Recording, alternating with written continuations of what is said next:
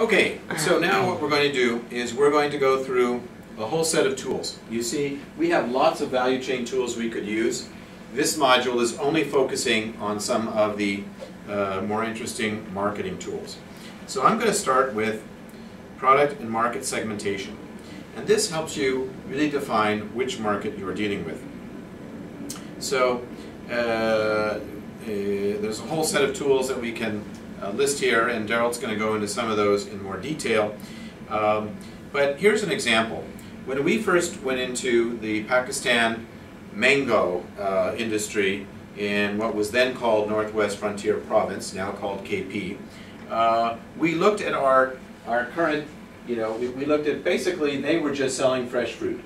They were, when they could actually be selling other products such as jams, chutney, candy and dried mangoes.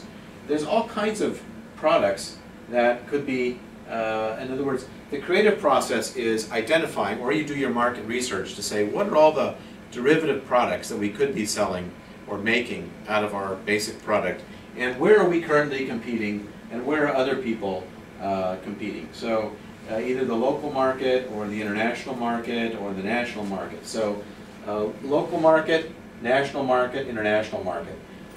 KP was basically the producers in KP were selling their mangoes locally, nationally, and even exporting them.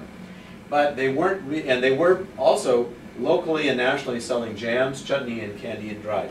But is it possible to talk to the dairies and get them to use your mangoes in ice cream? Could we create mashed mango of some kind? Nectar, pulp, sodas, juices.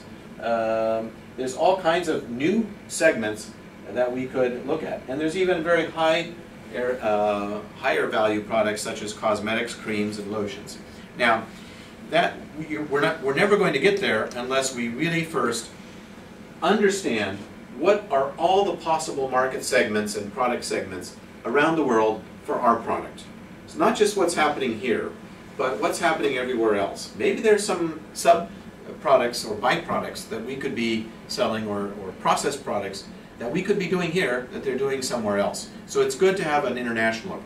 That's why MEDA is here. MEDA can provide international experts in all of these different areas, and they can help give you a flavor, so to speak, of how this works in other countries. Also just talking to industry experts, universities, ministries, other centers of expertise. Now we can talk to international centers of expertise on mangoes, or on honey, or on whatever you might want to talk to, because we have the internet. We're basically Skyping back and forth.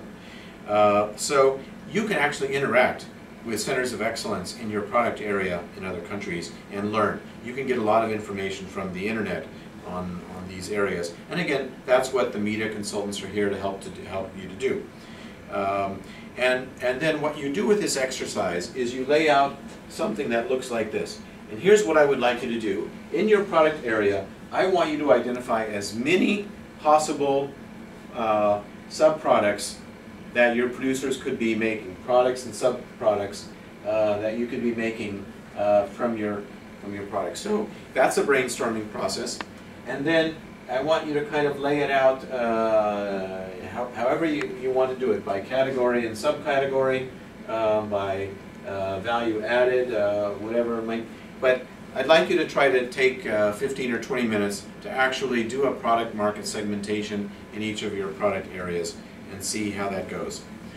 After that, so I want you to do two exercises. So I want you to do that. Then I also want you to have a discussion about market trend analysis. What do I mean by that? There are certain trends that have been going on in your particular market. The growth in the market, the changes in taste, the changes in demand, the evolution of what's going on, seasonality, etc. And this we can do, first of all, by collecting data on the global market, and find out what are the trends going on in other countries. Probably that if they're going on everywhere else, they're going to arrive here as well. Convenience is one. As populations urbanize, then the desire for convenience in their products goes up, for example.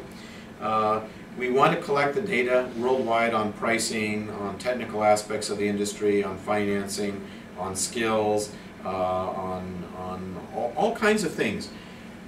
But even qualitatively, I think just having a discussion, those of you who have seen the markets, and say, okay, see if you can identify 3, 4, or 5 trends in your product area that are what you would call market trends. And then, after you do that, you can basically, lay out a whole list of things that are happening, and what that means, and then also what that means for your particular producers. Okay, so we're going to stop there. This exercise on the market trend analysis is number 1. Identify, first of all, the market segments and possible products, and secondly, discussion about market trend analysis overall affecting your industry. Come up with about 5 trends. So 2 different exercises. It's going to take about 20 minutes, and I'm going to ask the table facilitators to make sure we make progress in those areas. Okay, thanks very much.